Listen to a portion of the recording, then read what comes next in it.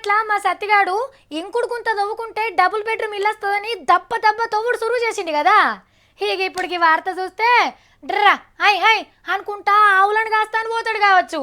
అన్న మీరే అర్థమయ్యేటట్టానికి ఏదో తీర్లా చెప్పుండ్రే, నేను చెప్తే తుల్పరించుకుంటుండు. ఆవులు జాదేటోళ్లకు ఉచితంగా భూములు ఇస్తుందట మన కేంద్ర సర్కారు. దేశం గాలి మబ్బులు అడవులు చక్కగా చూసే మంత్రి జవదేకర్ సార్ చెప్తున్నాడు. అంటే బాధపడతారు కావచ్చు కానీ అవ్వకు గంజిపోయిన వాళ్ళట చిన్న అవ్వకు బెల్లం పోబెడతానన్నారట. నీళ్ళ ఆదెరువు లేక దేశంలో రైతులు ఉన్న భూములనే ఉత్తగిడిచి పెడుతున్నారు.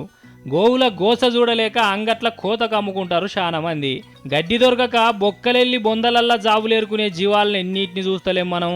కొన్ని ఊళ్ళనైతే వందల కొద్ది పశువులు చచ్చిపోతాంటే వారేస్తున్నారు.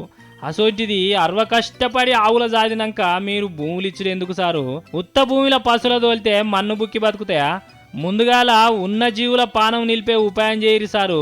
ఇంత గడ్డి గాసం నీళ్లు సప్లై చేస్తే పుణ్యం వస్తుంది. ఇవన్నీ కూడా అద్దనుకుంటే రైతులు భూమి లేచిన ఎత్తులు ఎండకుండా పండించే పని చేస్తారా అంటే ఎవ్వరు చెప్పినా చెప్పకున్నా ఆవులు ఒక్కటేం సారు, గొర్రెలు బర్రెలు మేకలు కోళ్ళు ఇట్లా అన్ని జీవరాశులు వ్యవసాయదారులకు ఇట్లనే పెరుగుతాయి. పర్యావరణం కూడా పచ్చగా ఉంటుంది. మీ శాఖకు మంచి పేరు వస్తుంది. గాపం చేయరు సారు.